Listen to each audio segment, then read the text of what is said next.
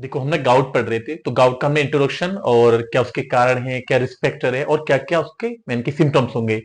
तो अब क्या इन्वेस्टिगेशन हमने करा रखा है, इन्वेस्टिगेशन भी। अब देखो यानी क्या इसका मैनेजमेंट करें। सपोज मान लो अगर गाउट का कोई पेशेंट आपके पास आता है यानी तो हमें क्या क्या करना चाहिए, किस चीज का ध्यान रखना चाहिए। तो सबसे पहले तो हम डाइट को देखेंगे, मतलब जो पेशेंट है उसकी डाइट को। जैसे मान लो सपोज वजन ज्यादा है पेशेंट के अंदर, मतलब बहुत ज्यादा वजन बढ़ रखा है, तो उसके वजन कम करने के लिए हम क्या कर सकते हैं, उसे बोलेंगे कि फिजिकल एक्टिविटी अपनी बढ़ाए। फिजिकल एक्टिविटी जैसे मान लो रनिंग करे, जिम को जाए, ठीक है। और अपनी डाइट को वो थोड़ा सा चेंज करे जिससे उसका क्या हो, वजन कम हो जाए। जैसे तली भुनी चीजें कम खाए।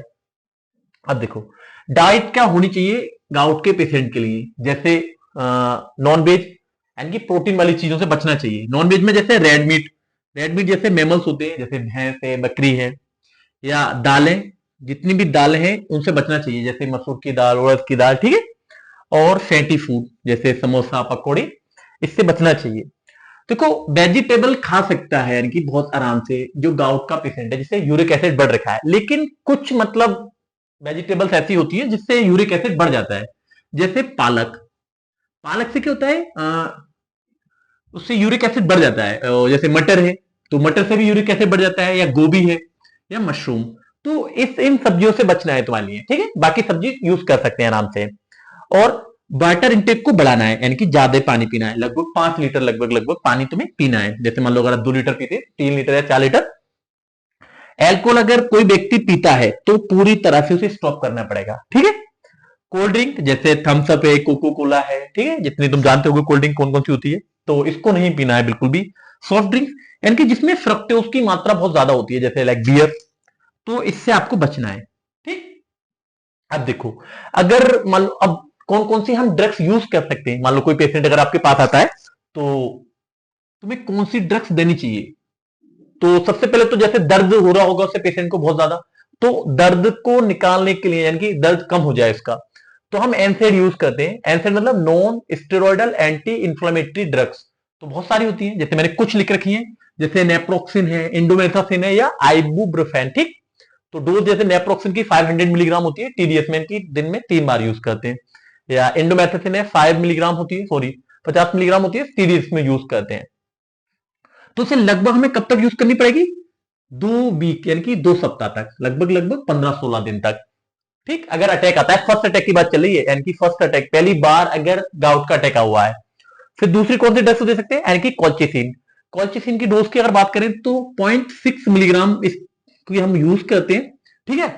और हर घंटे बाद इसे देते हैं पेशेंट को, जब तक जो अटैक आया है वो खत्म ना हो जाए। लेकिन एक चीज का याद रखना है, जैसे कोल्चिसिन हम जब दे रहे हैं तो इससे कुछ प्रॉब्लम हो सकती है, जैसे पेट में दर्द हो सकता है जो पेशेंट होगा, या लूज मोशन हो सकते हैं, या क्रेम्स, क्रेम्स मतलब मरोड़, यानी कि पेट में क्या होगी, एटन्सी हो सकती है। अगर ये चीजें हो रही है कोल्चिसिन देने के दौरान, तो हम क्या करेंगे, कोल्चिसिन को रोक देंगे, ठीक है। अगर नहीं हो रही, ये वाली प्रॉब्लम नहीं है तीनों, फिर क्या करेंगे, डेली लगभग लगभग हम कितनी डोज देंगे, जब मान लो सबसाइड कर गया अटैक, मतलब पूरी तरह से ठीक हो गया, तो हम डेली डोज करेंगे 0.6 मिलीग्राम पर डे के हिसाब से कुछ दिन के लिए, मतलब जैसे मान लो 4-5 दिन तक यूज करेंगे, ठीक। तो मैं इसे मिटा दूं, इसके बाद और ड्रग्स रह गई हैं तो हम मुझसे लिखेंगे, तो इसे छाप लो पहले। अब देखो मतलब गाउट मैनेजमेंट में कि फर्स्ट अटैक आया तब तो हमने बता दिया। अब मान लो अगर सेकंड अटैक आ जाए, मान लो आज हुआ अटैक और फिर 1-2 महीने बाद दोबारा से फिर अटैक हो गया, तो हम कौन सी ड्रग्स का यूज करेंगे। तो उसमें हम क्या करते हैं, यानी कि ऐसी ड्रग्स का यूज करेंगे, मान लो सेकंड अटैक आ गया, क्या यूरिक एसिड के लेवल को कम कर दे। तो देखो जैसे जेंथिन ऑक्सीडेज इनिबिटर, यानी कि इसका यूज कर सकते हैं। तो ये है क्या, जैसे मान लो लीवर के अंदर क्या होता है, प्यूरिन क्या होता है, यूरिक एसिड में चेंज होता है। तो इसे चेंज कौन करता है, यानी कि ये जेंथिन ऑक्सीडेज एक एंजाइम है। तो मैं क्या करूं, जेंथिन ऑक्सीडेज को क्या करूं, इनहिबिट कर दूं, यानी कि किसी ड्रग्स के थ्रू। तो वही है यानी कि जेंथिन ऑक्सीडेज इनहिबिटर। तो ड्रग्स कौन कौन सी हो सकती है इसमें, जैसे एलोप्यूरिनोल है, या फ्यूबॉक्सास्टेट, ठीक।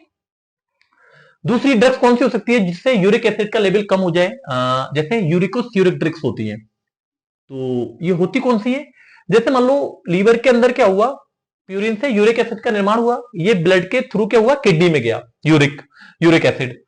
इस यूरिक एसिड के 90% को क्या करता है, किडनी रीअब्सॉर्ब करता है, यानी कि वापस क्या होता है, बॉडी के अंदर डाल देता है। और 10% क्या होता है, यूरिन के थ्रू बाहर निकल जाता है।